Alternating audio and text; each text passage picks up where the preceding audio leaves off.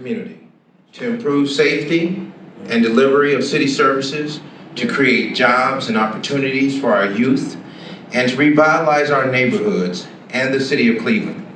During my tenure, I have secured more than $100 million in new development to improve the quality of life for the residents of Ward 1. This includes the new John F. Kennedy High School, the new state-of-the-art recreational center, street resurfacing, job creation, and security cameras throughout our community. The state-of-the-art lighting installed throughout our neighborhood. In addition, I've allocated funds to assist the senior residents of our community with grass cutting programs, home improvements. Yes, sir. Funds have also been allocated to assist residents with paint, assist businesses with storefront renovation, and the creation of community beautification program, which is put in place to deal with the abandoned and vacant properties in our community, our business and commercial properties in our neighborhood. It will continue to work. If elected, I will continue to work to secure new housing development and to improve the current housing stock in our community. Yeah. Amen.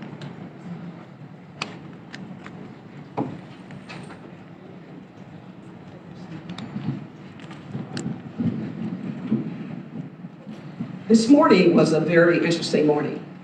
I started my morning at 9 o'clock, and I went over to Ramsey, and I met a senior who has issue with bed bugs. He had been calling different offices, and he couldn't get help.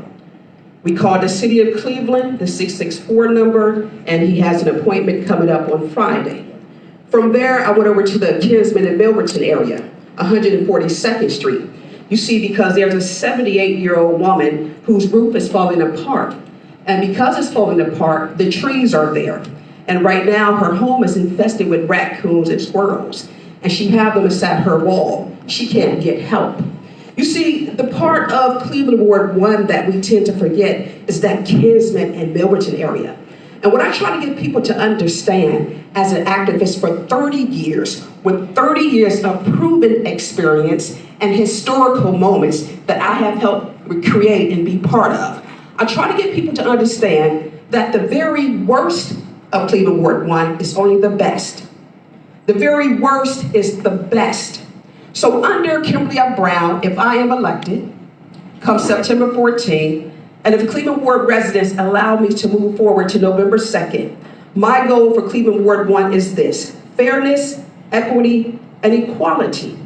I fought many hard battles. I made a whole lot of enemies. But at the end of the day, people want people who will fight for them. I will make enemies on behalf of Cleveland Ward 1 because I will make sure that you get your fair share. My name is Kimberly F. Brown. Thank you.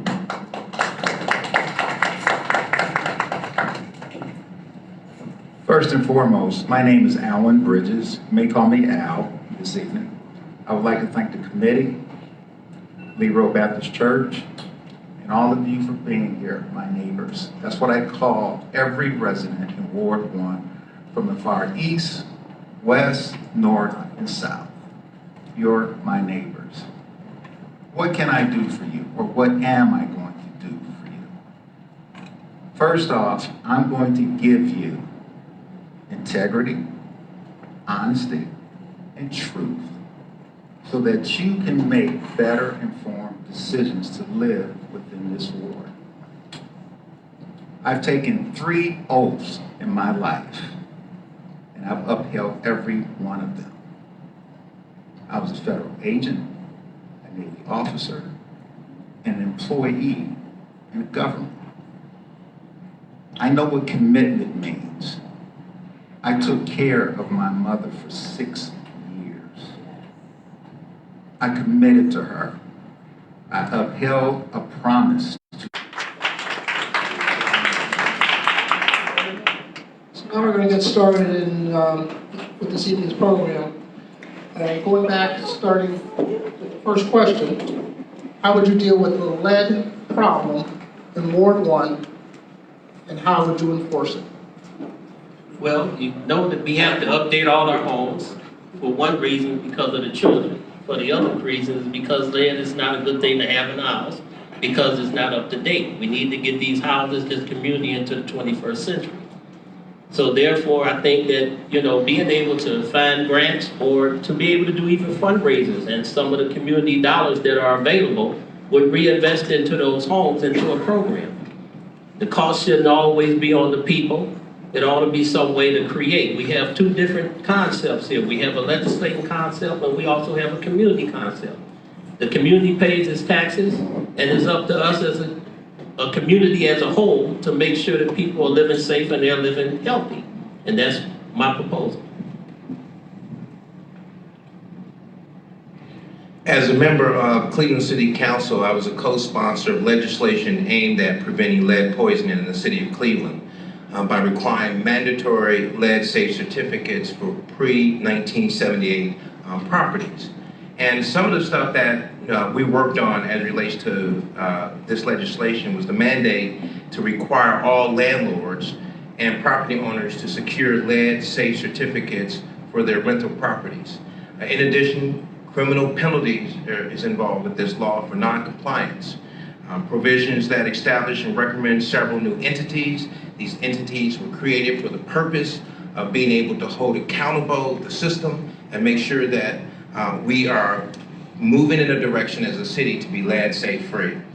In addition to that, a provision from council to revisit the legislation so that the legislation has flexibility so that when we look at the lead issue in the city of Cleveland, we can come back and add to it or take away.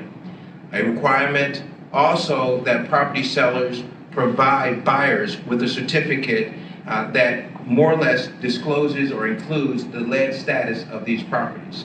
And in addition, lastly, a provision to require that home daycare centers are lead safe and that we test our young people.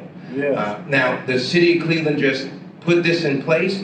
There's still much work that needs to be done in this area. It is a critical situation and it must be addressed by every grant and resources that we can move into this direction with in terms of helping our citizens.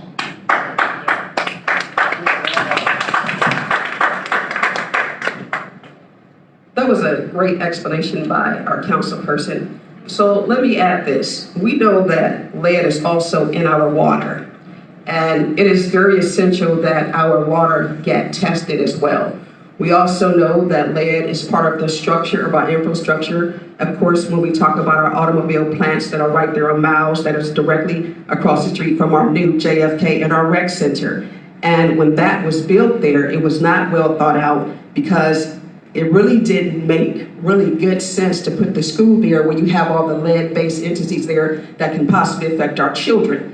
We know that the lead affects their learning ability, their intellect, their emotional, their social. We know all of this. The other thing, let me add, is this. We know that the legislation that was passed, there's some concerns about the cost factor of when contractors come in and actually test these old homes for lead. We have to make sure that the tests are equal and fair and that they are affordable. Because one thing that we don't want to do, we don't want to chase landlords out of the city because that's their income. We don't want to put people out of their homes who have been living there for years and years and years because that is their serenity, that's their survival, that's their home nest. So what do? Well, what we do, we put together programs that are affordable. We make sure that there's a matching grant, which simply means this: when you pay for this, therefore the city should also match it. So therefore, it does not allow you to go bankrupt. So there are a lot of things that are going on as far as lead. And like I said, we can add more to what's already created. Thank you.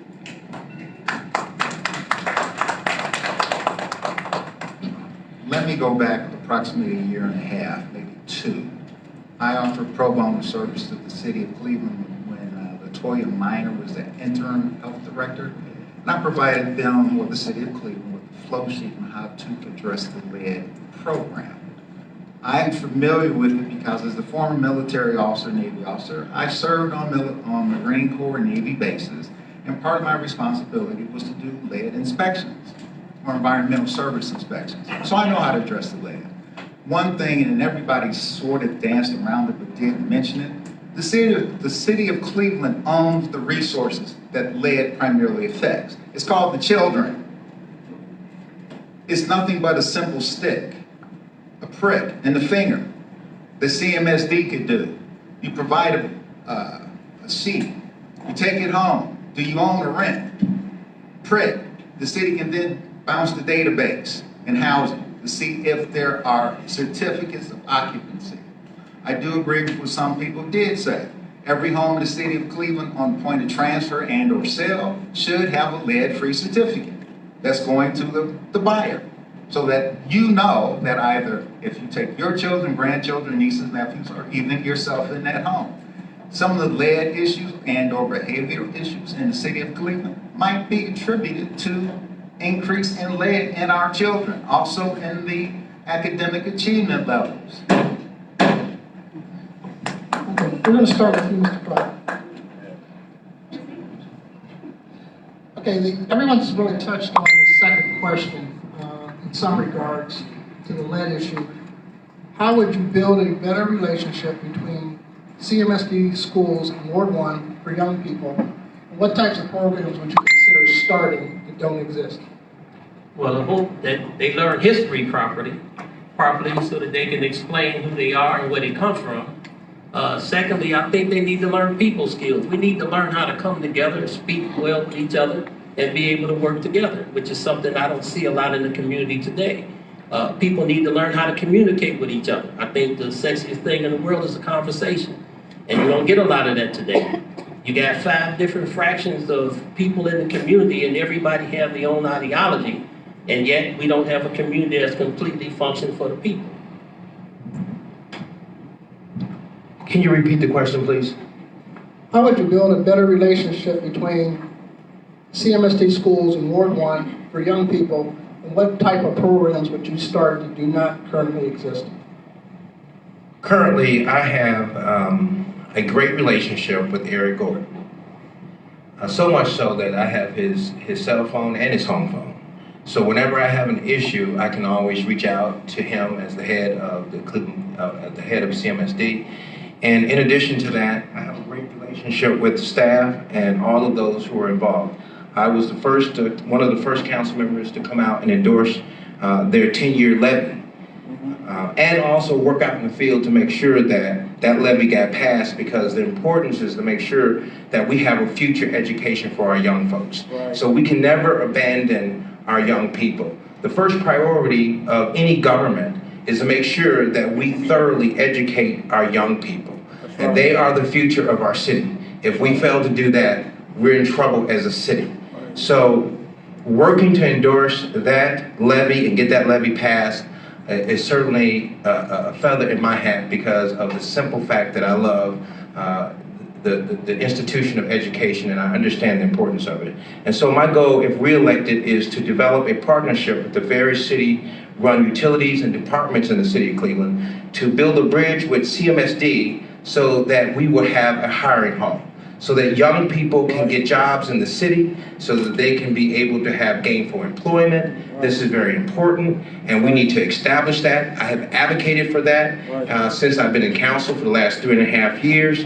And lastly, I come to find out that I'm going to be endorsed by the Cleveland Teachers Union.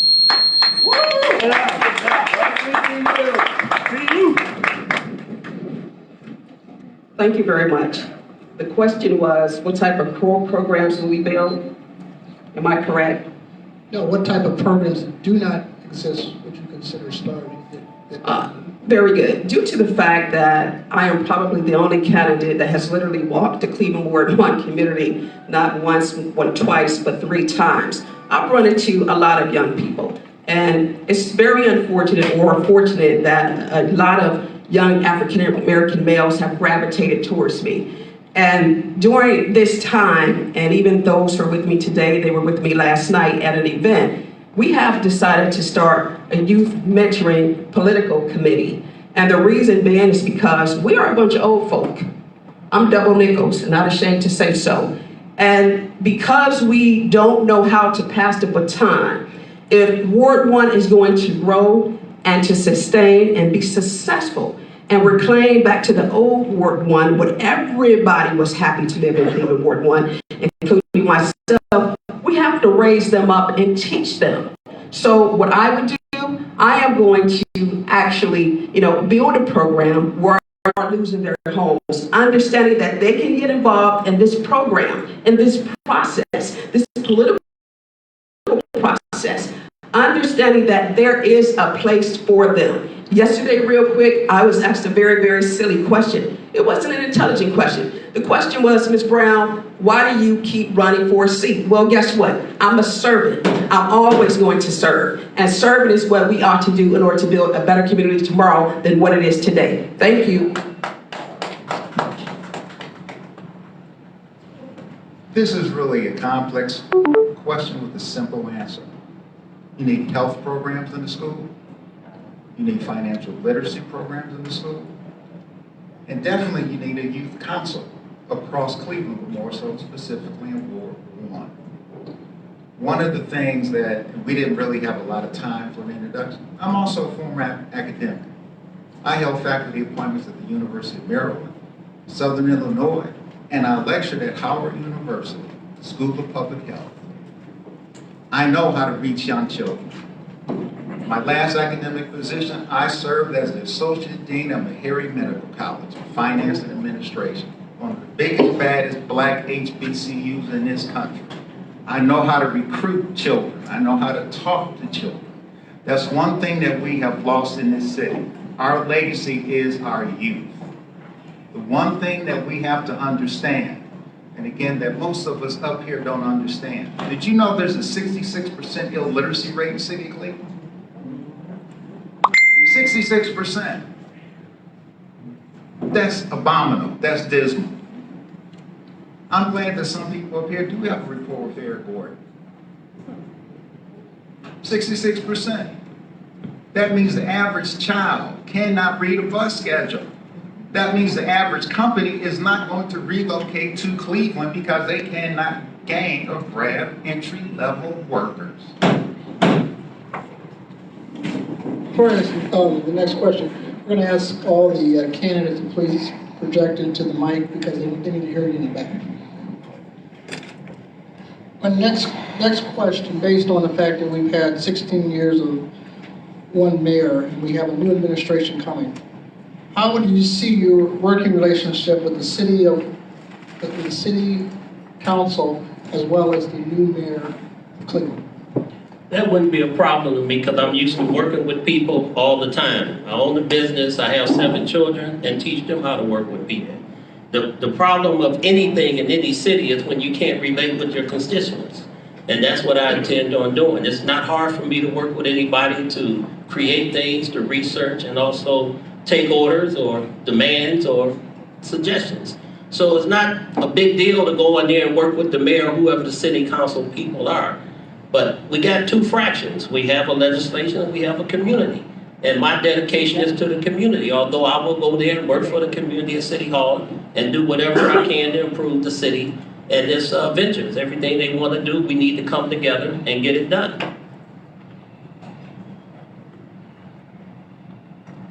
Since serving on Cleveland City Council for 3.5 years, you serve with different personalities, different egos, different people who have different priorities. All 17 members of Cleveland City Council come down to fight for their neighborhoods and their community. And there's a small piece of the pie.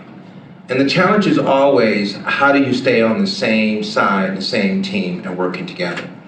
In addition to that, the mayor of the city of Cleveland is his own political entity into itself. And you have to develop relationships with both sides as an elected official. I have a great relationship with the mayor. I have an open door policy. I can come in and walk into the mayor's office at any time. We have that understanding. And also, the current president of Cleveland City Council has made me the chairman of the mayor's appointment committee, the chairman of transportation committee, the vice chairman of municipal services and properties, and I sit on Cleveland City Council's operation that handles all of their processes and policies and procedures, as well as hiring the staff. In addition to that, I work very diligently to negotiate the downsizing of Cleveland City Council. Of 17 members of council, I was the only one that negotiated the end of the downsizing of Cleveland City Council, cutting their salaries in half. And what that would have meant for our community would have been only 3 black councilmen representing all of the east side of the city of Cleveland, 1 downtown councilman, and 6 councilmen on the west side. So they were trying to steal democracy from the people. I think I have a great relationship with all of the members of council.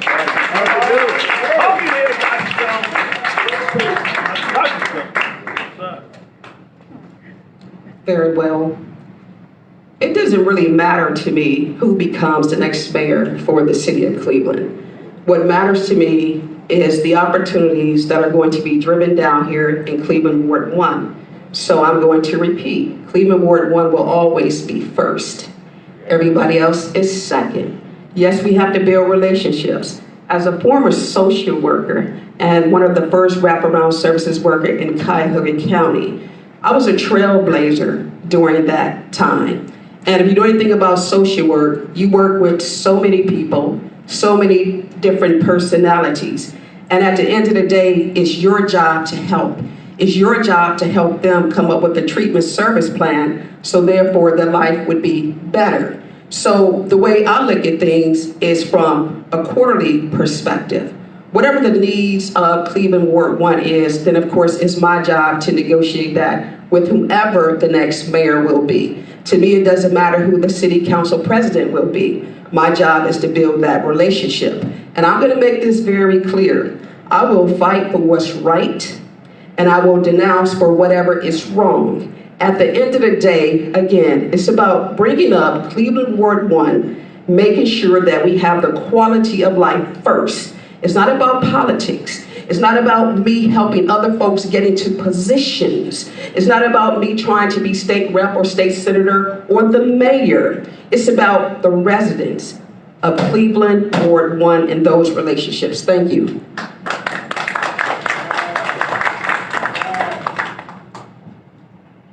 Let's start at a base. City council has oversight, legislative responsibility in the city of Cleveland. That is city council's responsibility. That is a council representative's responsibility. You should have a rapport with the mayor and or his staff, may it be formal or informal. You should also be able to work well or play well with your colleagues, other councilmen. It takes 8 other individuals to pass an ordinance in city council. After 3 readings. 3 readings. So just don't think that Lee Rose is going to be paid or Talford's going to be paid. It takes 3 readings. It takes 7 other people to pass that piece of legislation. The other thing that's important, and I'm going to agree with Kimberly Brown, Ward 1 comes first. We got to be selfish. We some important folks out here. This used to be the pristine, pretty, perfect ward. I grew up here. I've been here 61 freaking years. I walked the streets with, all due respect, Judge White. I walked the streets with him. I saw how he negotiated. I'm gonna also give you another shameless plug. I served as a mediator and arbitrator for the American Arbitration Association. So I know how to negotiate. I know how to play well with others. I know there's 2 answers in life. Yes, no. Not maybe, not I'll think about it.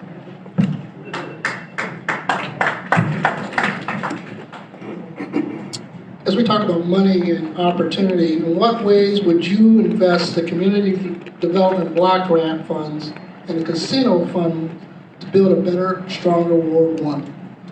I think most of us here should understand we have an international marketplace that's moving pretty fast in our area.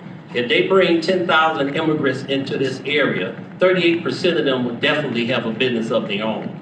We have to start thinking of how we're going to reinvest in our businesses and let those businesses reinvest in our community programs. Because we're losing land. Not only that, we have land that's people out of town holding right now that we can't even build on because we don't have ownership. So with all that being said, we need to invest in the community and provide services for our people because the political situation is not all there is, and it's definitely not one that's satisfying the whole community as a whole. So we have to look at this as 2 parts, and the community is the strongest base that we have to be able to service, not the political base. We're servants of the community, all of us are. And our first priority is to make sure that we represent the community. That's my spiel. For starters, I think that serving and having the opportunity to serve on council over 25 years ago, I had the opportunity to serve under Mayor Mike White, Jane Campbell, and Frank Jackson. And during that period of time, council had more authority, more power, and more resources. We don't have the same kind of resources afforded to the council that we have today. So there's a lot of resources and monies that council just doesn't have anymore under this administration. So, but currently what we're doing in our community is investing funds in 2 development corporations. One in the Harbor Community Service Center that works to help our seniors, has a paint program, after-school program, Senior Connection, which is to feed our elderly daily, home repair program, community-based services in terms of social services to help our families in need and to deal with mental issues and problems in our community. We also have an active food pantry. We have a summer youth programs, and we have storefront renovation programs in our neighborhood.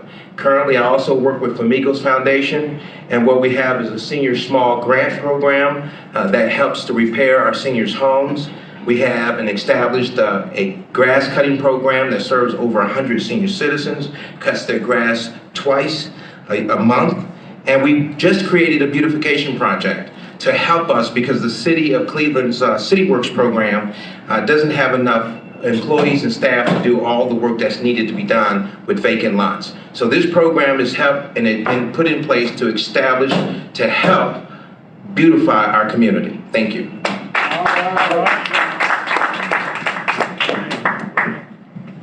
You know, if I had it my way, I would want to turn Lee Road into a beautiful downtown Cleveland, Lee Road. I would want to see all of the buildings rehabbed or rebuilt. I would like to see similar awnings. I would really like to see Lee Road get back the way it used to be. I would work directly with First Realty that owns the Lee Harbor Shopping Plaza. I would want a brand new fence. When you come into Lee Road, Cleveland Ward 1, you have that quadrant. You have the Shells, that's really not a Shells. You have the BP, that's really not a BP. You got your Burger King, and you got the Lee Harbor Plaza. I would want to see a huge welcome sign that says, "Welcome to the great Lee Harbor, Cleveland Ward 1, the home of friendliness." I want to see our businesses grow. When I was at a meeting last night, real quick, people were talking about what they wanted to see in our business district. Some people wanted hardware. Some people wanted shoes. Some people wanted updated grocery store. Why can't we have that? We have the senior services. We can enhance on that. But what is it that we need? We need some pride back in Ward 1. We need some cleanliness because cleanliness brings about safetyness. And I need my seniors to be able to walk to the plaza and not be fearful of little Ray Ray and little John John hitting them upside the head. What do we need? We need a mini station where our police officers can come and they can walk around and keep all of us safe, Judge. That's what we need. Thank you. Excuse me, sir. Would you repeat the question, please? In what ways would you invest the community development block grant funds and the casino funds to build a much stronger Ward 1? First and foremost, I hope everybody here understands how the casino funds work. They're equally shared between each city council member, depending on the revenue that's driven from the casinos every quarter. The mayor also gets his or her percentage. Then it's up to the councilman to determine how he or she redirects those funds into the community. I was on a radio program approximately 2.5 weeks ago, Larry Gardner's program, and I made a statement that it generated about 25 calls to me personally and also some calls into a show. Because I said, Lee Road is filthy. It's filthy. I don't know about you, when I was growing up, when I came in the house, my parents used 1 or 2 words. If you're dirty, you can go wash your hands. If you're filthy, you better go take a bath or a shower. Lee Road needs to be cleaned up. That's our commercial business center, along with Harvard and Miles. It needs to be cleaned. It also needs to be safe. There's 3 programs I do believe in. You need to be safe, you need to clean up, and then you can develop. You can do all of those simultaneously, but you can't do independently. You know, one of the things, and I hope everybody in this room is listening. Don't hear, listen, think. You're hearing a lot of people, 3, 4 people up here make comments. Some of them are canned. I'm going to show you my notes. These are my notes. I know what this ward is like because I live here.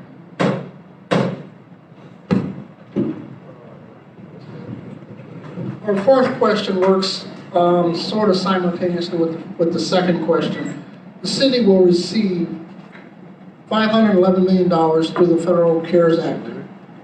Would you support funding programs in job training, educational opportunities for young people in Ward 1 of the city of Cleveland? What types of programs would you consider starting? Well, we definitely need something that's going to teach them how to work with tools. Again, I'm saying people skills because we don't have them. We need communication skills because we don't have them. We need to learn a little bit more about history because we don't know enough about history, and be able to stand on our own feet. You know, sometimes they say that a bird is not afraid of the branch that it lands on, because if that branch breaks, it has its wings to depend on. So we have to think about that as a community, how strong we're going to be for our children going into the future. Because as they leave, they don't come back. I have 7.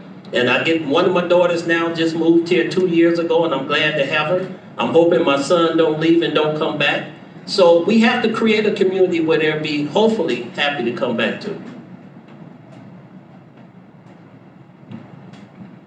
We are the first community in the entire city of Cleveland to hold a public forum, a town hall meeting, to talk about how the $500 million should be spent. We had over 225 people in attendance, and we discussed a number of initiatives and issues that are impacting our community, and how those funds should be spent. Being your representative is not always about what I think should happen or what should be done. Being a good representative is wanting to hear what your ideas, your concerns, your thoughts, your opinions have value with me. So with that, we collected all of this data, is being crunched, and then we'll be able to understand a little bit more clearly how our community wants to spend that money, and then start advocating and lobbying elected officials who are running for the mayor of the city of Cleveland, how we want them to spend that money in this neighborhood. You know, when we look at currently right now, we are working and we could be spending that money to create jobs and programs for our young people. We could organize facilities and centers for young people to have areas where they can learn how to do resume writing, as well as be able to get jobs and businesses. As what has been stated here, we have a number of young folks who have a literacy issue in the city of Cleveland. We can create programs for that. But more important, we need to create programs of commercial development in our community. We need to rebuild our neighborhood like they have it downtown, like they have it on the west side, like they have it in the University Circle. If elected, I'm going to advocate for you in that way. You know, it's pretty interesting is the question is about, you know, what do we do for our young people? So my question would be, how many young people have you asked? How many young people have you surveyed? How many young people were at the Harvard Community Center when you had this roundtable? Because if the young people weren't there, it really doesn't matter what you say. So let me say this. We know about gun violence, and I'm going to take you back to June 20th, 2018. And before I do that, let me just tell you who's in the audience with us. Miss Marcia Daniels. She is the mother of Sanaya Nicholson, who was killed by the corner of Lee Road and Cloverside. So when we talk about investment and growth, I would like to see a huge chunk of that money go between our neighborhood young people and our schools, because we have to start at the preschool level. We have to get our young people to understand why they cannot, should not, must not pick up guns. The young people, and I don't want to put Ms. Daniels on blast right or anything like this, but the young people who killed her daughter, they weren't foreigners. And I mean that they didn't live outside the neighborhood. These were our children. And we have a responsibility to our neighbors and to our children. And if we're not teaching our children about the consequences of people violence and gun violence, it doesn't matter how you spend that $511 million because nothing will grow. Thank you. My turn again. American Restoration Funds. Some of you might know it as PPP money. It comes from the United States Treasury. Those funds are encumbered. They're restricted, meaning there's only certain things that anybody or any municipality can do with those dollars. You can do infrastructure. You can refund, if I may, your rainy day fund. In the city of Cleveland, that's what the mayor calls it, or your reserve fund. You can do broadband. You can't put speed bumps in the middle of the street, though. That's the only thing you can't do. There's other things you can't do. And you cannot buy passes to Cedar Point. You can hire additional safety forces. You can enhance your public health services. See, one thing, and I attended that meeting on the 24th, and see, one thing that I like to do, you have to explain and present what you're sitting there for. If you listen to the presentations from the different tables, everything those individuals mentioned from the tables were things that should be happening in the ward today. Thank you. I'm sort of confused. People listed things that should be occurring already. Now, in some cases, you have to go downtown and fight for your ward. And that's what's not happening.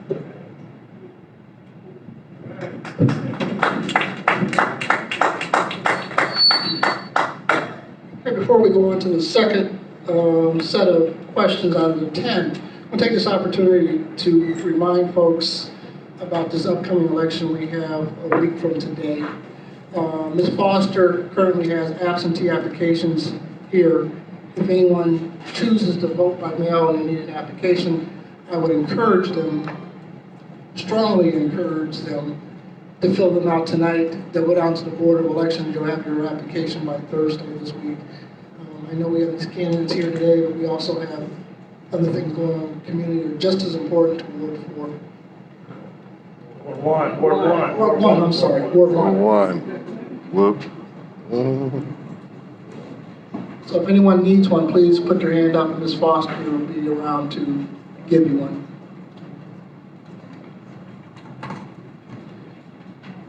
The next question is, what would be the method of communication with the residents of Ward 1 if elected to City Council this time? Well, the message to the community, number one, we need to come together. We have a multitude of things and issues that we have to support. The second thing I would say to them is I'm going to City Hall to represent you, to make sure that you be heard, to make sure that the resources that are coming to this ward will get there, and also to extend that to make connections on the other side of the aisle, which is all the way to Washington, the state, whomever we can partner with, to make sure that we get the things that we need to grow this community. And that's what's important. It has to be the people coming together to be able to give the strength to the city council person in order for them to fight for them. You said what will be the method of communications to the citizens of the neighborhood? Of Ward 1, yes. Residents of Ward 1. Newsletters are important to keep the citizens informed on what's going on in the neighborhood. We send out postcards. We make robocalls. Our office also reaches out to our citizens during the COVID virus. We wanted to make phone calls to all of our seniors and our citizens in our neighborhood to make sure that they were doing okay and that they were safe. I also give out my personal cell phone because I want you to know that you can always contact me personally. And I even put it on banners now. Right. And so at the end of the day, if you have a concern or an issue, just reach out and give me a call. Right. I have people calling my house and because they need to have issues taken care of. And I even go out sometimes to tell people to turn their music down because I'll be getting calls because of late night issues. Even dealing with some of the issues in our neighborhood, I've gotten a call the other night about the spin outs and the burnouts in the neighborhood. So when we start talking about how funds are used, those funds certainly should be used to enforce and increase our police in the city of Cleveland. We need an additional 400 police officers. We never had the issues that we're having right now. And the reason why we're having it is because we have our police down, the morale is down, they're burnt out.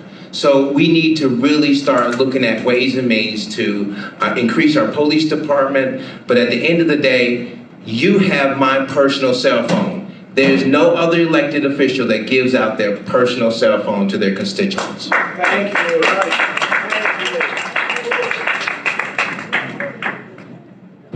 Please repeat the question, please. What method would you use to communicate with residents in Ward 1? Very, very well. You know, because here again, we have residents down on Councilman and Milverton, and then across, Lee Harbor. It's very essential because of where we are today that we actually use technology in addition to the newsletters and the newspapers and the cell phones and the postcards.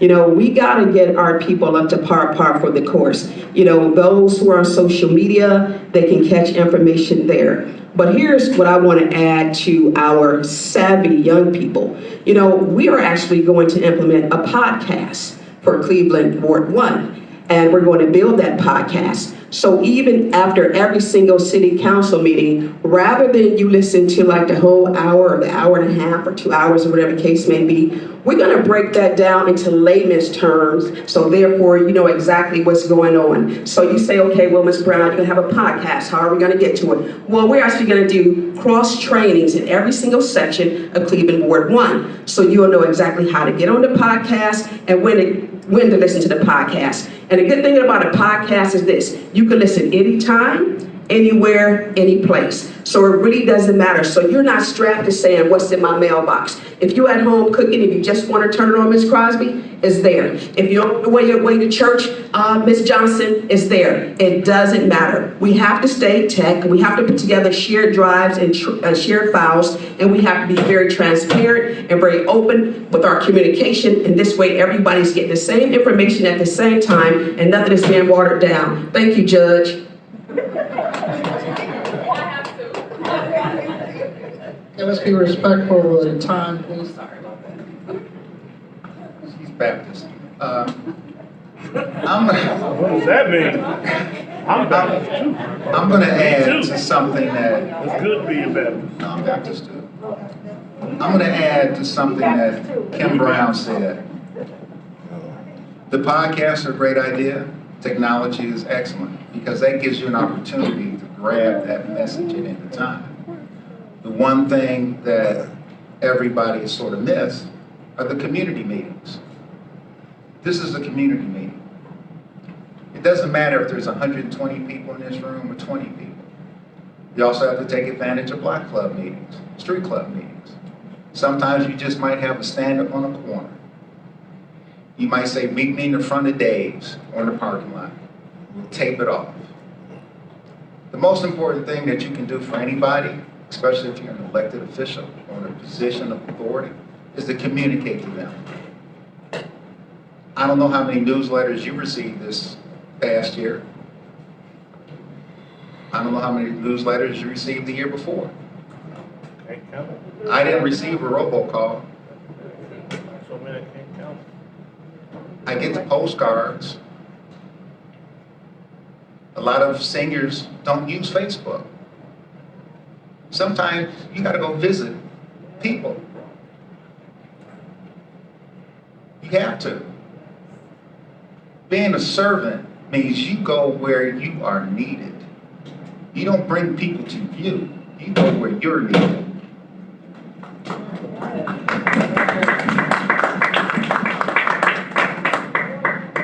Now, we touched on it in different aspects in the first 6 questions.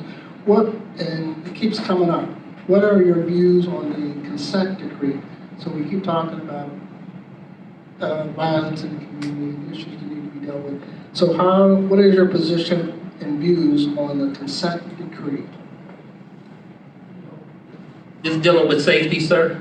Yes, sir. Okay, we have a multitude of ex-police officers, retired police officers in the community, and I've been told that the simplest thing that they can think of to help make the community safe is to organize some type of security force that will be connected with law enforcement, so we can have quick response or at least attend to certain things quickly where it can be reported. And I think it's a great idea. So when we're talking about these funds, as I've witnessed in the Jewish community, the Russian community, we have the Arab community, they're starting to put security stations together with security guards. They're creating their own security force because they want to protect their community. And that's something that we need to start thinking about in Ward 1. So that will be my first thought on safety, is to make sure we have those type of constitutions built into the community that our own people can have some type of low-level overseeing of the community in order to report to the police if it gets too serious. Thank you. De-escalation in terms of being able to calm the room down. Mental health, non-lethal force, and community engagement is important. Yeah. Investing in crime prevention programs and job creation and providing opportunities for our young people. At the end of the day, having the consent decree, it holds accountability to our police department. But at the same time, we have and we must make sure that our police officers are doing the jobs that we need them to do, and that is keeping our community safe. And the number one responsibility of the police department is the Chief Williams, and then the mayor of the city is responsible for protecting our citizens. So it is the job of the mayor to make sure that we're fully staffed and our city is safe. So the number one priority of any city is to keep its citizens safe. That's right. Thank you. That's right. That's right. Amen. Amen. We know about 137. We know about that. Timothy and Melissa. And we know about George Floyd. We know about that. We know that in the barrel of police officers, that most are good officers. They're not bad officers. But the issue with the consent decree is the oversight. The issue with the consent decree is making sure that when things occur, that things are properly documented.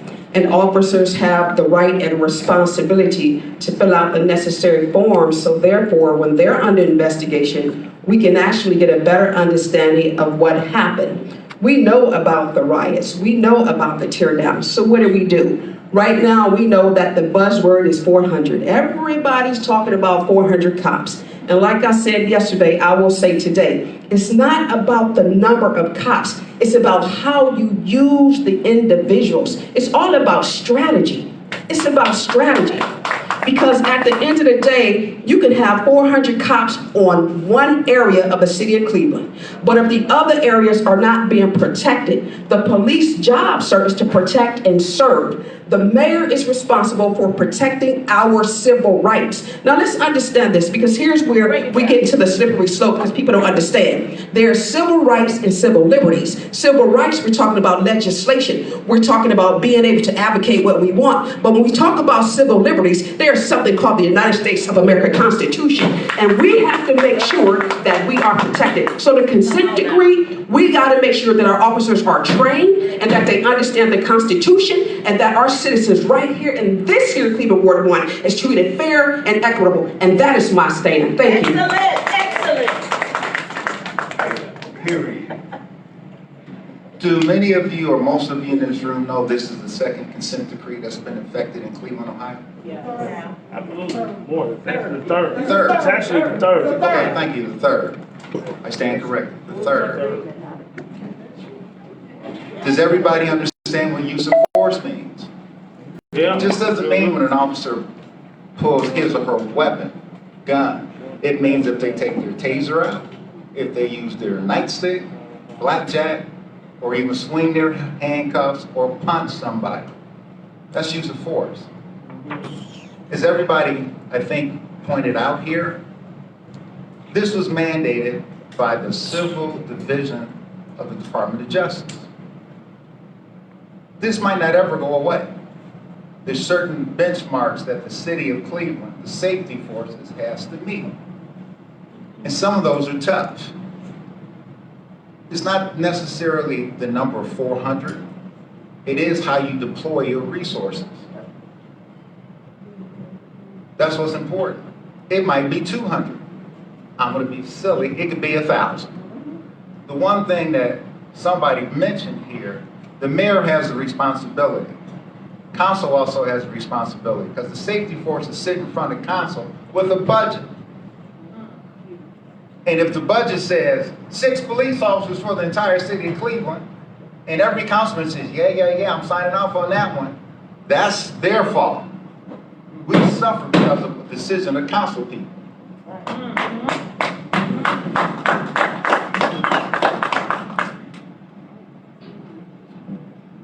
Next question deals with the streets of Ward 1. How would you address getting Ward 1 streets fixed, the residential areas, considering the new rating system?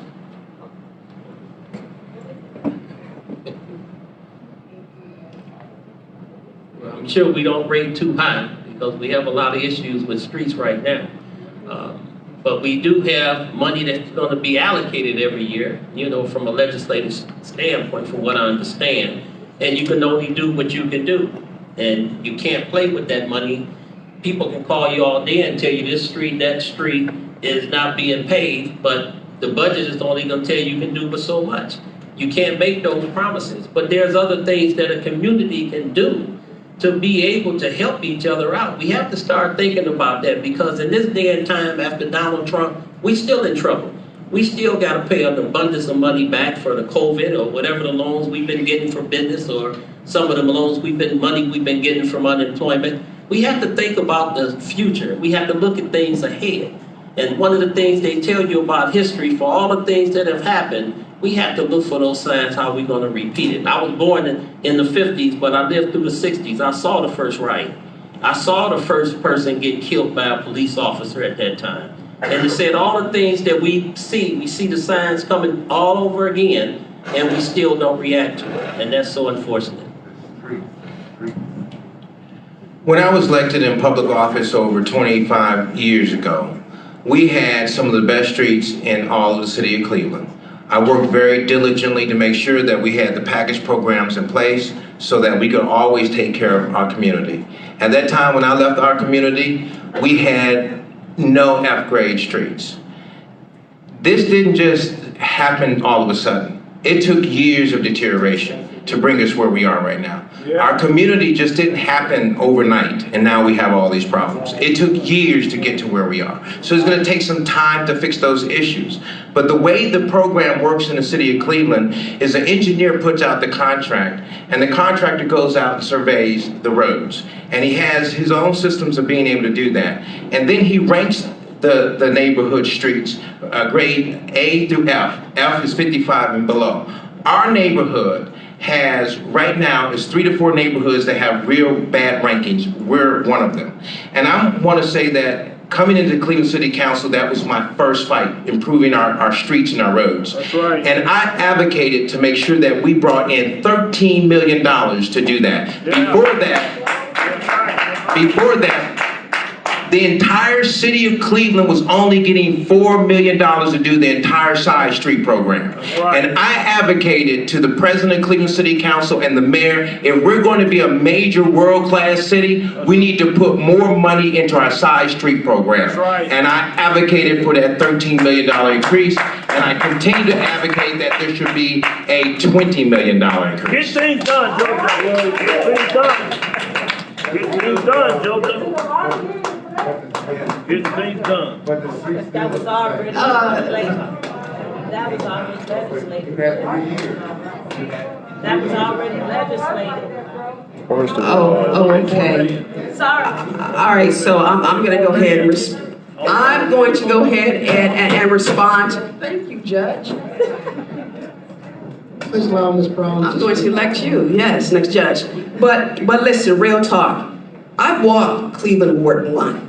And it's all great and cool that, our current council person advocated for the 13 million. Kudos for him for that. That's beautiful. But however, we still got streets in Ward 1 that you cannot walk down, you cannot drive down. Over by Allendale Stevenson School, what is the name of that street? Water, however you pronounce it.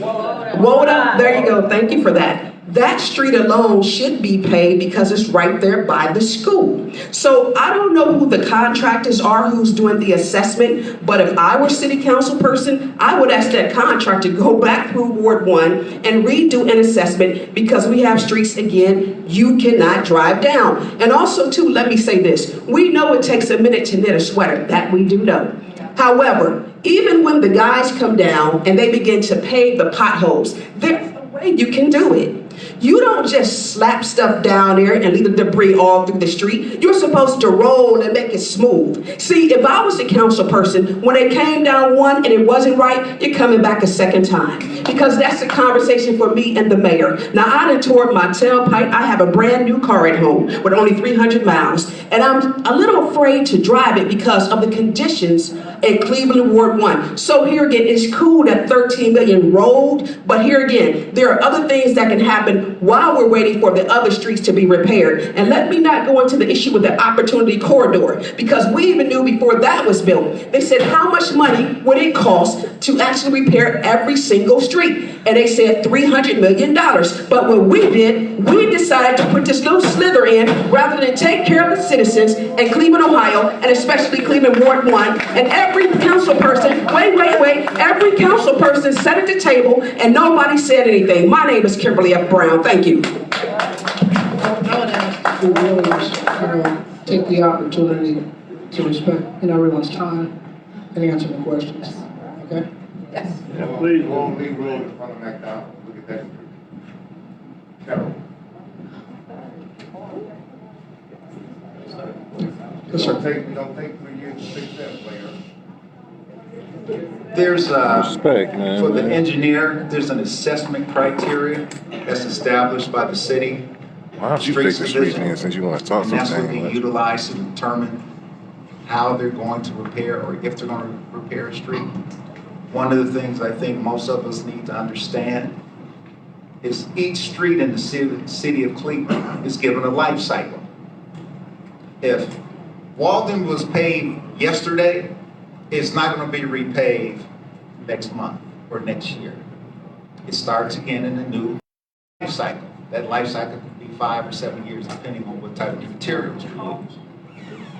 One of the Walden could be repaired if it totally collapsed.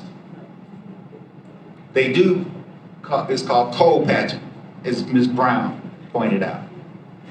One of the things that, as a council representative, you identify streets that should or might want to be repaired. You submit that list to the city. The city then says, Walden was just done last year, you can take that off. Broccoli was just done 20 years ago, you can leave that on. 161st between Glendale and Lee Road, you can leave that on. It has to fall within the life cycle. That's what most people aren't being told. Right. That's why, I'm going to repeat it. We need dependable, reliable, truthful, complete information to make decisions. That's good. Player, good player. Okay, I'm gonna sort of repeat before we start. To be mindful of time. When the timekeeper says his time, let's be mindful. What are your plans to deal with the code enforcement, illegal dumping, and abandoned homes and high grass in Ward 1? I hate to be cruel, but that's where fines come in and need to be enforced. People need to do what they're supposed to do when it affects the neighbor. Excuse me. They need to do what they need to do when it affects the neighbors, just like the firecrackers disturbing some of the people who's trying to sleep or go to work. People are getting burned, they're getting hurt. Other people are getting hurt because they say it's no law to stop them from doing what they do, but we have to enforce that. The same way with garbage pickup or people with high grass. We have to enforce that law. Where's the councilman at when all this going down? Well, you gotta make that call and make sure they come out, make sure that the people that work for the council do their work. Let's give the candidates an opportunity Chill out, to man. speak without comment from the audience. Can we give them that respect? And the young lady was saying the people need to call, I agree with that. At the same time, People just have to be fined for the things they do and they don't do, if it's gonna affect their neighbor.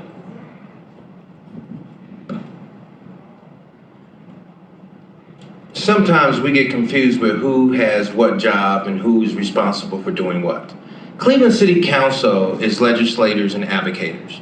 We allocate resources to the various different departments. When I sit at that table, I try to do my best to work with those departments. I know they have deficiencies.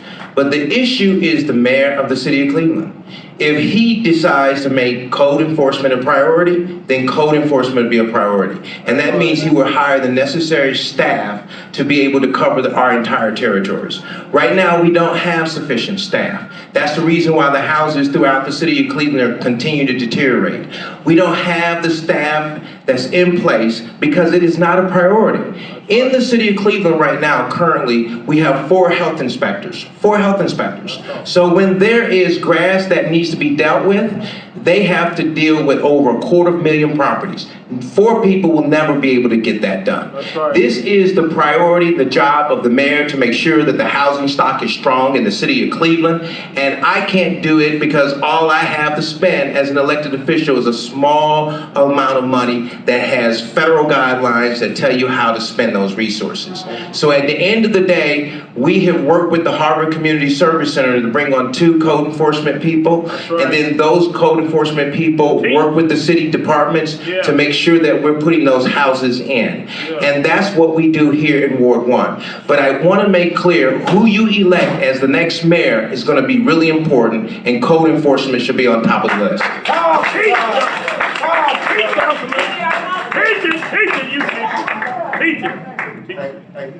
Teach it.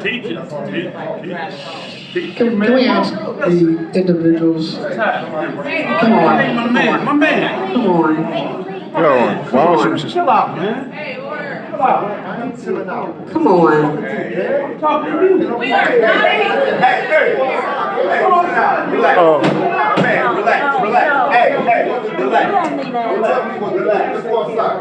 No. Disrespectful. So he being disrespectful. You want me to tell everybody the truth? Let me tell everybody the truth. How he take down batteries.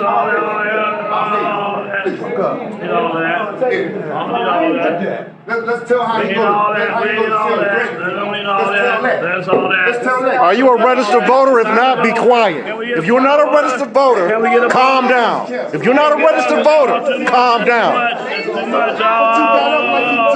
First of all, you've been interrupting all day, sir. Can it go? You've been interrupting all day. Yeah. How is it point of order? What kind is that? How's that? This is supposed to be ordered. It's supposed to be orderly. Chill out. Come on. Eric, Mr. Stubbs, can you repeat the question, sir? Are we back to normal? Yes, we are. Yeah, watch your mouth. Watch yours. Come on. Wayne, Kevin, please, come on, fellas. That's fine. Okay, that's fine. Kev, I'll see you in the hood. All day long. Know that. Get up, get back up Know off that. me. You want to talk? You sitting over here. You in my face now. I'll see you in the hood, Cam. You can see me now. Come outside then. That's all you gotta do. Brother. Say the business. Sergeant, I'm back up off me. Point of order. Put that up off me. That's all that. You're being recorded right now. Shut up. We're going to take this opportunity. We want to give these candidates the opportunity to speak their platform. This is a community forum for information. Please hold any comments that you may have until, if you have a question, please write it on the card. We will address that question at the end of the 10 questions that were prepared. So back to the question, Ms. Brown, you asked. Back on track. No, please repeat the question, please. I'm sorry, everybody. Thank you, Kevin. What are your plans to deal with the code enforcement, illegal dumping, and abandoned homes in the high grass in Ward 1?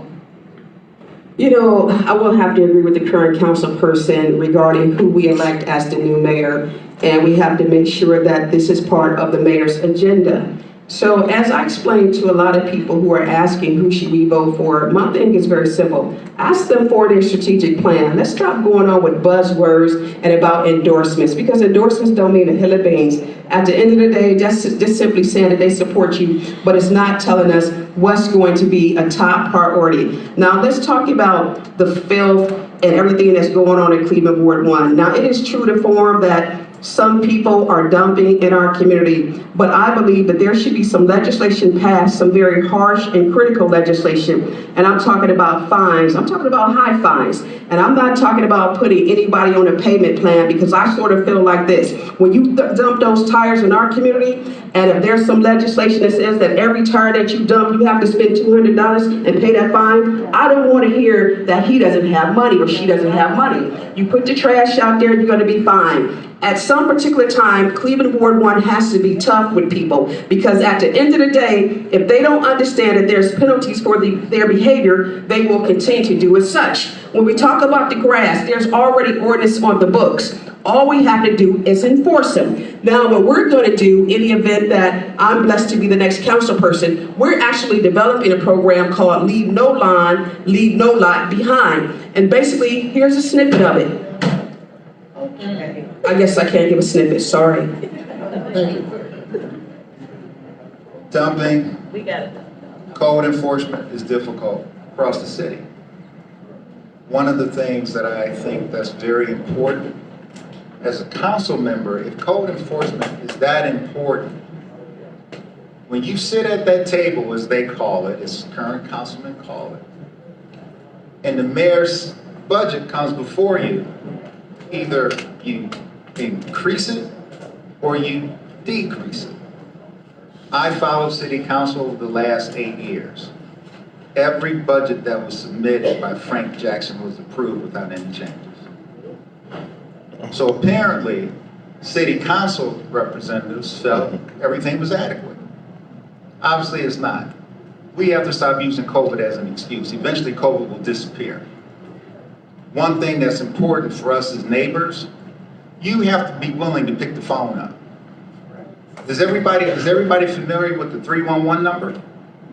Never heard that before? No, not 211. You dial 211, you're going to get the United Way. Dial 311. You get the mayor's helpline. You don't ever have to call your councilman for anything. Don't ever put he, she, me, or whoever in the position as if I'm the deity to you.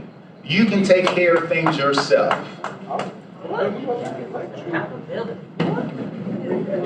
I'll take this opportunity, and we've closed on those 9 questions and talking about how code enforcement, we have housing court Judge Monet Scott in the house, sitting in the back. Judge Scott, thank you. I hope you've heard some of these concerns.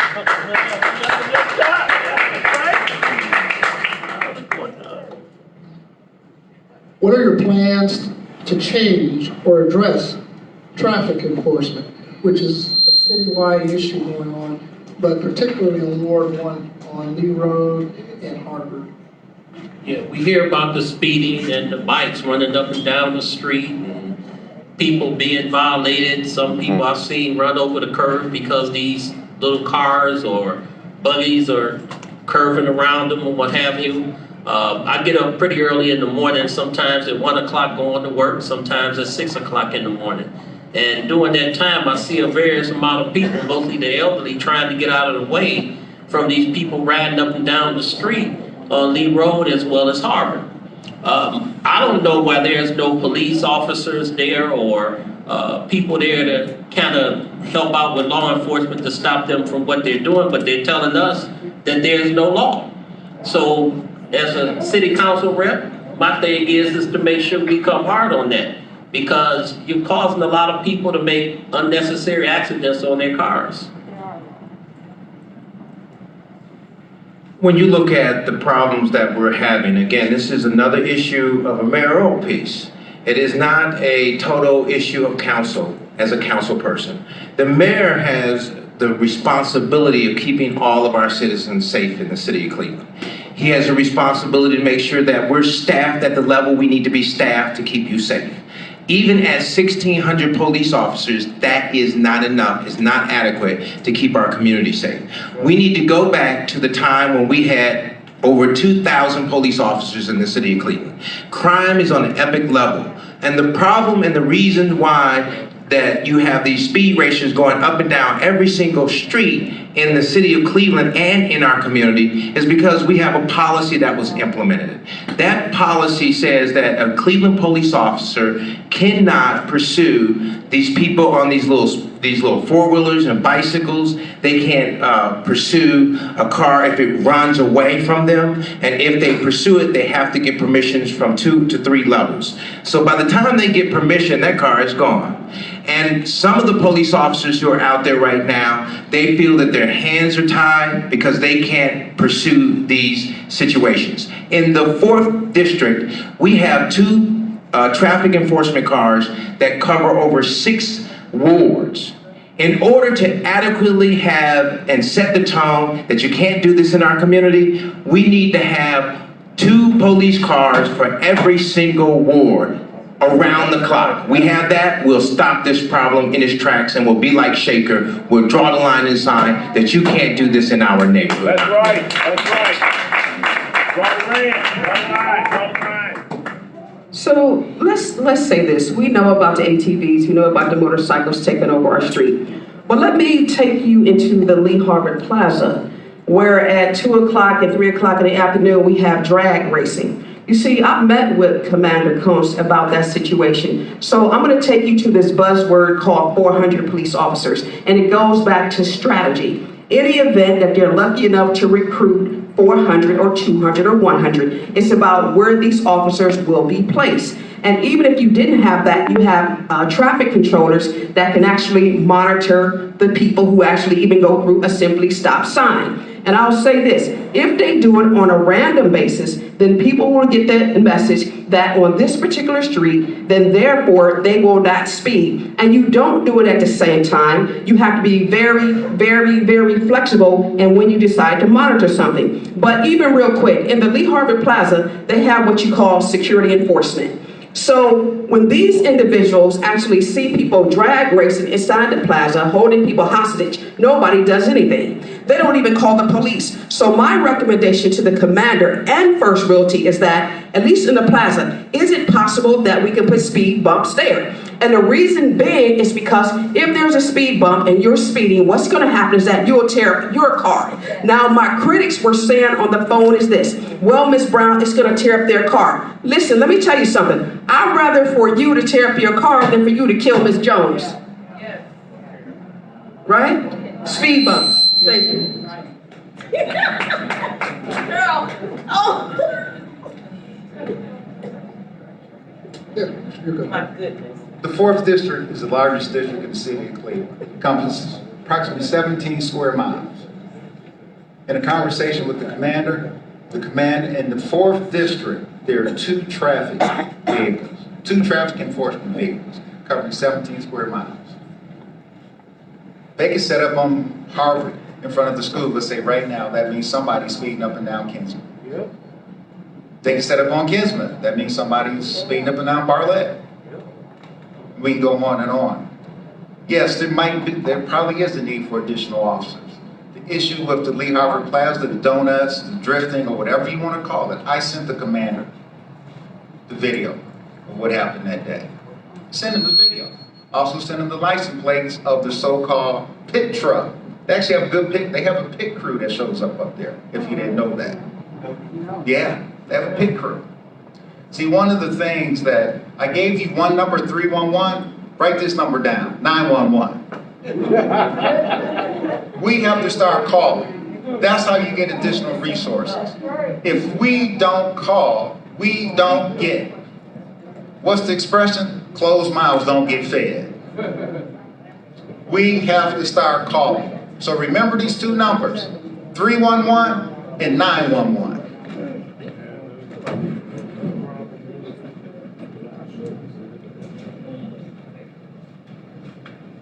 Okay, we're into the part where the folks in the audience are presenting questions to the candidates. Define development as it in Ward 1 as it would look? And how would you attract residents to come to Ward 1 with that development? That's interesting. Ward 1 right now, from the Maple Heights Bridge all the way to Cleveland Heights, is losing millions of dollars of people just passing by, other than stopping at McDonald's or the taco place. So what we need in Ward 1 right now immediately is about 17 businesses along that area of Lee Road so people can stop. And right now, that community development situation, the community needs to meet on it to find out what type of businesses that they need. But the whole gear to doing that is to make sure that people come from out of town when they're visiting their families, like my family do a lot, and make sure that they have places to shop on things that they want to shop for. When you look at how economic development is handled in the city of Cleveland, it's certainly different from the days when Mike White was the mayor of the city of Cleveland and now. Monies were distributed equally across every single ward. So when you had housing development in one community, you had housing development in all of the neighborhoods. Right now, we have a system set up where the mayor chooses winners and losers. Our community, unfortunately, has over the years, all those people are okay, they're all right, they don't need anything, they're doing good. And so that's the reason why you have the deteriorated streets. That's the reason why you have dilapidated housing and abandoned properties now, because we haven't received that kind of attention. If re-elected, I'm going to work with the new mayor to make sure that our community is designated a priority zone to redevelop our community, like they're investing resources and funds in downtown city of Cleveland, and University Circle, and Little Italy, and over on the west side. There's over gold is coming up out of the sewers they're investing over there. But they have not made our neighborhood a priority. So I'm going to make sure that once I'm reelected, we're going to do that. And in future plans, we want to tear down that John F. Kennedy School, tear down that old recreational facility, and begin to create what they have in Beechwood, housing in addition to walk-in restaurants, so that our people will have the opportunity to enjoy amenities in their community. And the only way to do that is to be able to work, have a good relationship with this next mayor, and make it happen. I'm determined and committed to bring the resources to our community. Yes, sir. Get it done, Get it done. It's always great with a vision, but you gotta be a realist. Beechwood, if you drive through Beechwood, Beechwood is clean. If you drive through Independence, it is clean. If you drive through Orange Village where they have the new, if you look at the new Shaker Plaza, it is clean. The first and foremost, you talk about development, we gotta get down to the basics, because a business venture will not come here when in fact we have high crime and our neighborhoods are filthy.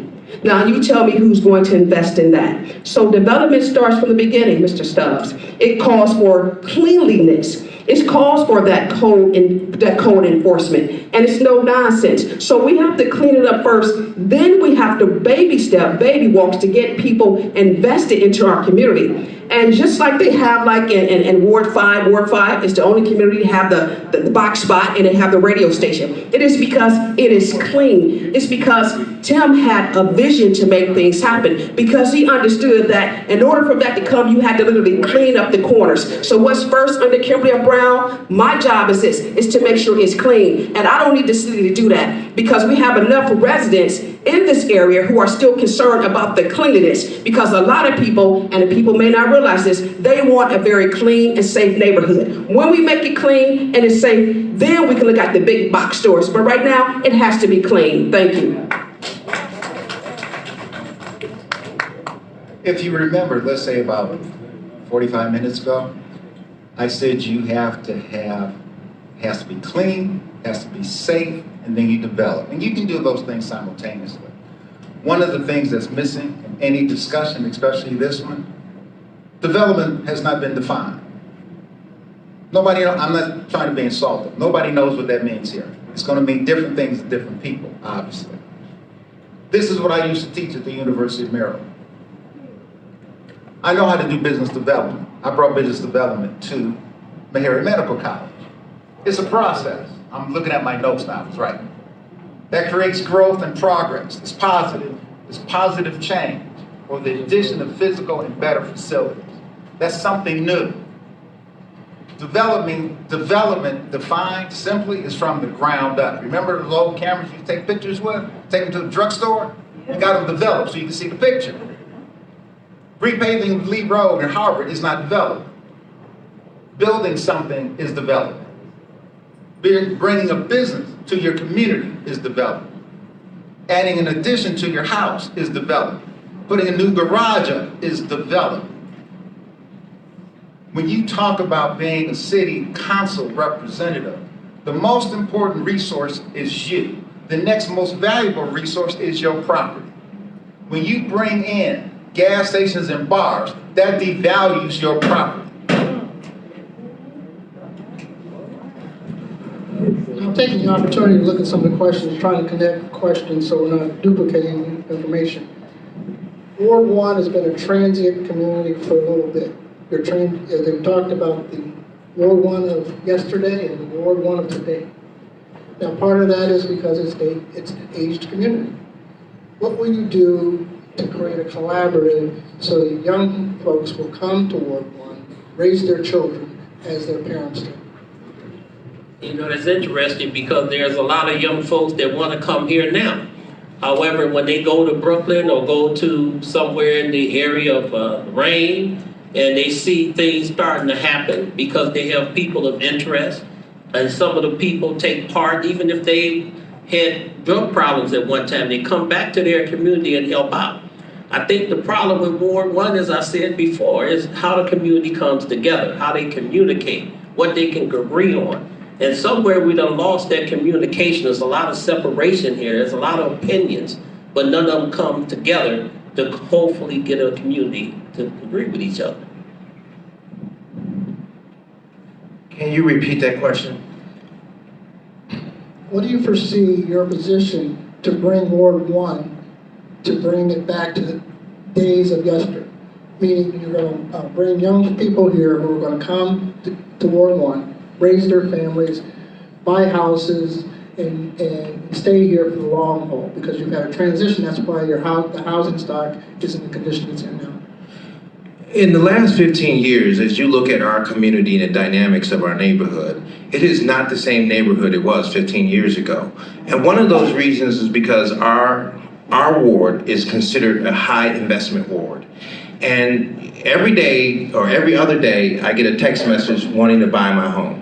I see all of the little placards all over the neighborhood, and we have people go and tear them down. Our neighborhood is now 65% rental properties. 65%. It used to be 80%. So those dynamics stick into the mind. So you have a lot of people who are coming over here in Section 8. You have a lot of rental property owners, and in some areas it's even higher. Some of our community in some of our areas may not be as high, but that right there changes the dynamics. And so how do we change this market space? One of them is to begin the process to bring in developers to build new homes in our community. Build new homes on vacant lot sites that have the amenities that young families want to have, and develop new homes on our open spaces so that we have those homes so that people can come in and buy and purchase and be homeowners. And then move in the direction again with increasing our code enforcement on rental people who are coming in our community and hold them accountable. The city of Cleveland does not have enough rental inspectors in place to deal with the city as it is. So we must increase that. Easier said than done. Last evening, I met with a group of Ward 1 residents, and one of the young mothers, she has a 16-year-old son, and her son is very well astute at playing basketball. The unfortunate component of this story is that she let me know that the only time her son can go and practice is that she sends her son to her sister's home who lives over in Seven Hills. I said, why do you do that? She says, because I don't even trust my son to go to Carouge Park or to a neighborhood here in Cleveland Ward 1 because I'm afraid that when he leaves, he won't come home. So what I'm gonna say again, and I will repeat, cleanliness and safetyness is number one as far as our platform. There's nothing you can do in this community until it is deemed safe.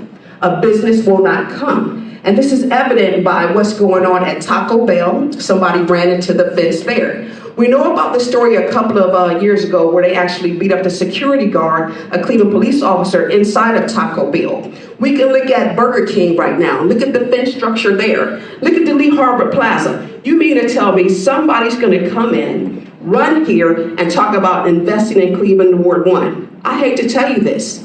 I don't want to be a bubble buster, but it's not going to happen. Right now, Cleveland Ward 1 has to be rehabbed, and only Team Brown has the hammer and the nails to make it happen. And let me say this to Mr. Bridges. Mr. Bridges, just because the three of us don't listen to your term of the development doesn't mean that we don't know what that term means. Thank you.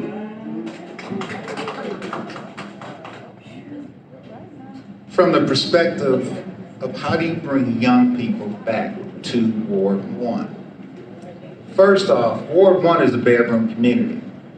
It's a bedroom community. Most people who live in Ward 1 go to work other places and come home and go to sleep. Most of us in this room are a little bit older. We're aging in place.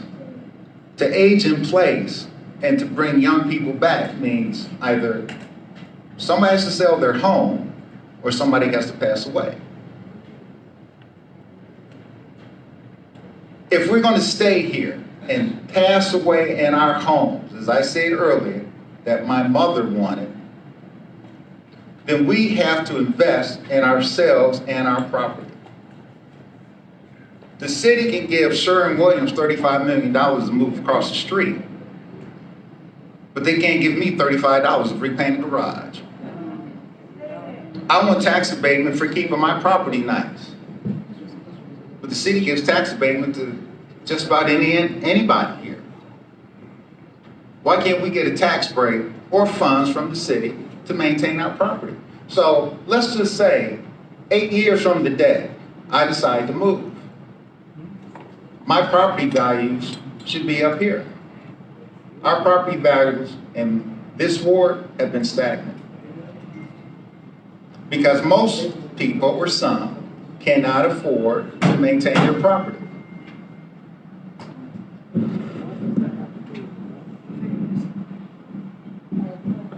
Been given a question here.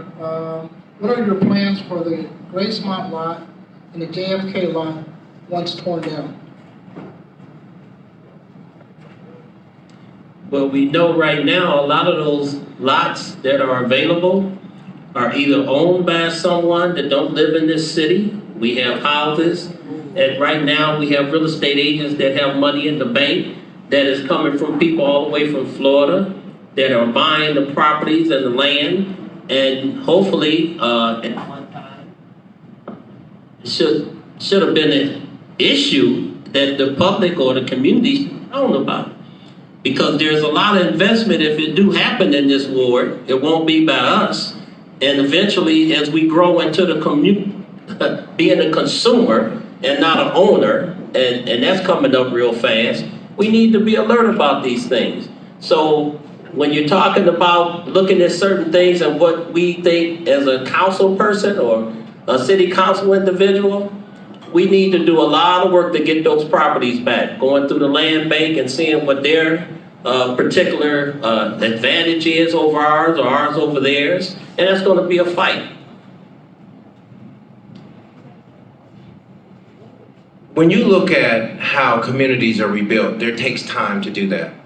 And I can remember my colleague Joe Simperman when I first sat on council, and he showed me Tremont. Tremont was dirty. It looked bad, it was dingy, it was dingy. It had people who had chickens and ducks out there. And he said, we're gonna rebuild this. And he began that process. It takes a process to develop something. It won't be osmosis overnight. It never happens that way. So if anyone is sitting here at this table and they believe that, they don't understand the process. Development takes time and nurturing it. And so at the end of the day, when you look at Tremont today, it's the talk of the city of Cleveland, am I right? You're right. They got houses over there going for $400,000. And they got people with BMWs and Mercedes. on in there. So when we look at our ward, it's gonna take time. It's like being overweight over a period of time. It took a time for you to get to that weight level. And it's gonna take time for you to get down off that weight. And that is what's happening in our community. We have so many issues and problems that have put us where we are. When we look at those lots, that vacant lot over there on Biltmore Avenue in Glendale, we want to build new homes there. And we don't want to just build any kind of home. We want to build quality homes. And we want to build a quality development at John F. Kennedy. And that means the input of you, the citizen, before that development starts. Get it done. Let's talk about the Grace Mountain line. First of all, that area right there is already too congested. It doesn't make sense to put homes there because you have excess people there and people need to be able to breathe. So here's my vision for that. Because we're now living in a senior community, what I do see there, during the weekends, you see a lot of people out there playing in that area. But I would like to turn that area into a gazebo park for our seniors. See, I would like to see a walk trail. I would like to see a gazebo. I would like to see a little spot where they can actually go, and they can sit down under the trees, listen to music, whatever the case may be. We got to start making these green space affordable, where people can actually go, live, play, and have fun. They don't always have to sit on their porch. This is the reason why I keep stressing it has to be clean and it has to be safe. Because the travesty is this: the only exercise that a lot of our seniors get is what? It's from the living room to the porch, from the porch to the living room. What's wrong with actually investing in our senior community? Let's turn that area right there and do something where the citizens, the seniors, can enjoy it. Even if it just means that they want to walk around the trail just for a little bit. Because what we do know, they're not going to go to Carouge Park. We know about Carouge Park. We know about the shootings. We know about the unhealthy conditions. We know about the lighting. And I don't want to put anybody in that situation. But if you give a senior citizen, our mature audience, a place where they can go directly across the street or down the street, that'll be something that will be appeasing and very pleasing. And it don't have to stop there. We have a lot of lots. I'm so sick. Thank you. Thank you.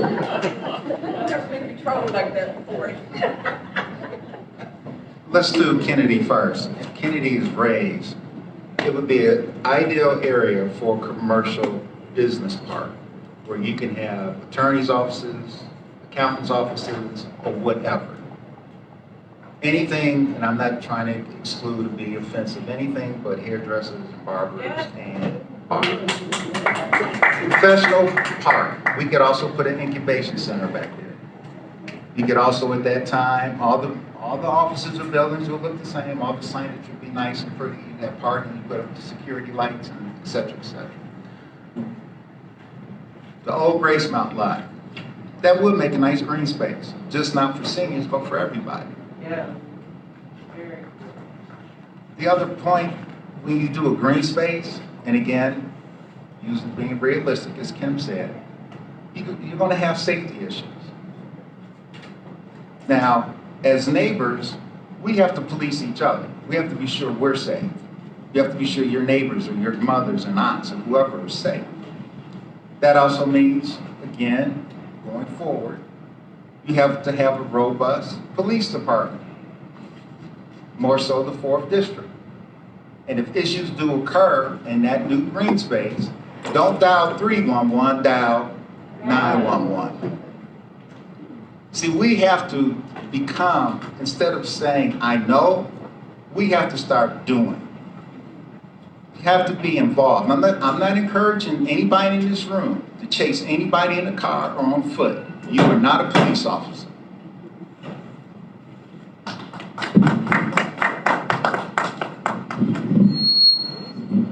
Now we're going to get into the closing part of this session forum.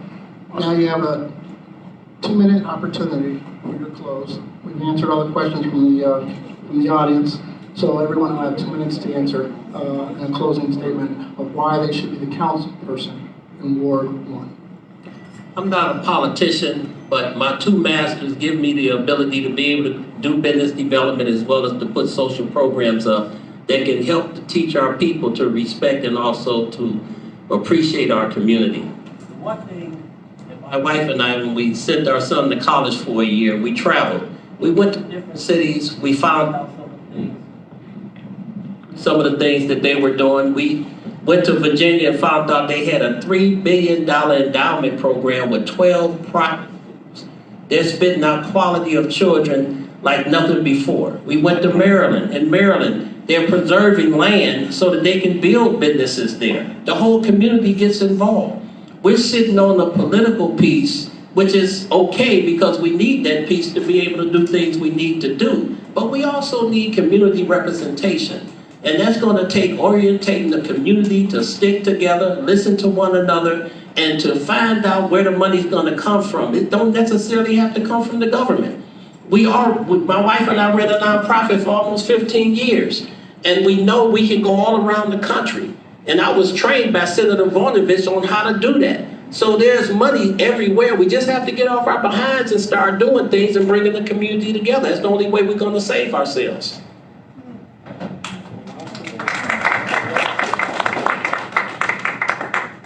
I'm honored to serve as your councilman.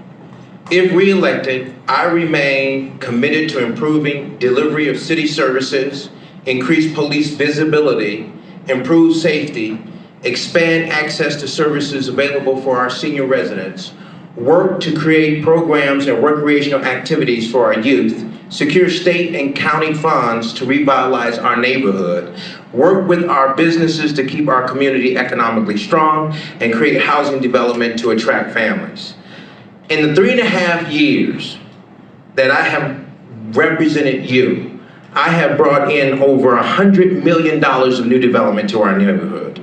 Wow. Facilitated over $42 million new development of John F. Kennedy High School. Wow. $16 million in the state-of-the-art recreational facility. Wow. $9.5 million for the repaving of Miles Avenue. Yeah. $2.5 million repaving of Harvard Avenue. $5.8 million repaving of East 131st Street. Yeah. A $20 million redevelopment of Trimco, creating jobs for our citizens. Right. 120 new security cameras installed throughout our neighborhood. Wow. And created senior citizens lawn care programs, brought back the paint program to Ward 1, and facilitated the state-of-the-art high-tech LED lighting throughout our community, and started the first senior repair of home program for our citizens in Ward 1. Initiated engagement with small businesses to receive over $100,000 in small grants from the American Rescue Act plan. Distributed over 3,500 boxes of food for our senior citizens during the COVID crisis. Created Ward 1 beautification program to assist the city of Cleveland, who's failed to keep our community clean, so that we can start cutting our own vacant and abandoned lots. If you elect me as your councilman, I'm going to fight to make sure that our neighborhood is taken care of. There is no other councilman in the history of this neighborhood, back then and now, that has brought as much development in our community. I'm honored to serve as your councilman, and I'm Joe Jones, and I approve that.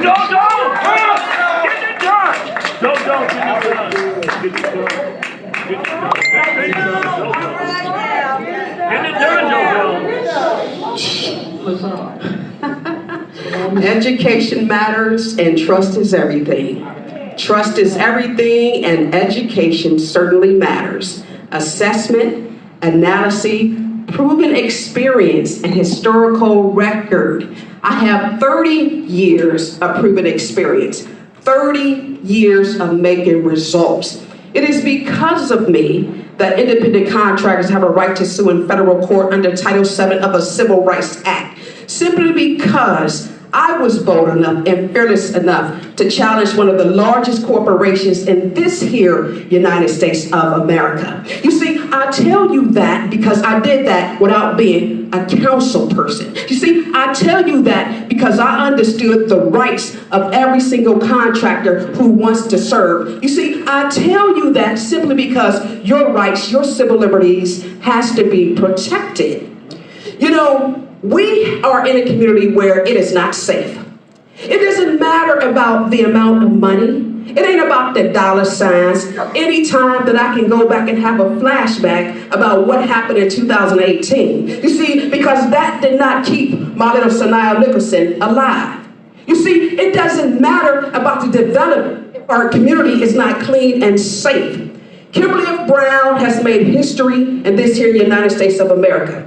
I work hard for the people of Cleveland Ward 1, and I don't get paid for it. I work very hard. I clean up dumps. We go behind railroad tracks. When seniors call me, I am there. And I don't make excuses and say that it is not in the budget. Because one thing I understand is this. When you understand how to navigate City Hall and understand the resources in the community, it's not about the money, it's about the intelligence. Cleveland Ward 1, my name is Kimberly F. Brown. And if you want an effective and efficient council person, a councilwoman, the second councilwoman to make it happen, then of course on September 14th and November 2nd, you will elect Kimberly F. Brown, and Kimberly F. Brown will be the second African American woman to serve this here Cleveland Ward 1. Thank you. First and foremost, I would like to thank everybody who's in attendance here for your attention, your questions, and your listening. I've seen this ward from its best to its worst and everything in between. Ward 1 is in the ICU. It's an intensive care. It's time for positive and successful leadership change in Ward 1. If you want a person who is a proven and successful leader, an individual that is prepared and forward-thinking, if you want a person that listens and speaks honestly and truthful words, vote for me, Aylwin S. Bridges, as your councilman. If you want a person with a professional presence and demeanor, if you want a person with emotional and intellectual intelligence representing you in Ward 1, there's one clear choice. You vote for Aylwin S. Bridges. That's me. A very popular and excellent speaker and senior pastor of a church located in Cleveland said this last week regarding candidates. Character, and record matters. I'm going to repeat what he said. Character, and record matters. This election is about you. It's about you. You and us as neighbors. This election is about our future, your future. This election will affect and impact every person in this ward, in this room, for the next 4 years. And that's a long time. Voting for Aylwin Bridges, Ward 1, Cleveland City Council, determines and establishes your character content of Ward 1. Your personal character. Your vote matters. Make it count.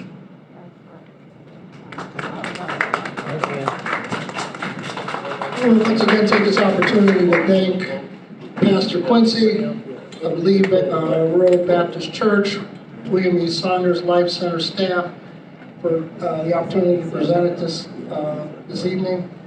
And once again, thank the candidates. Please give the candidates a round of applause.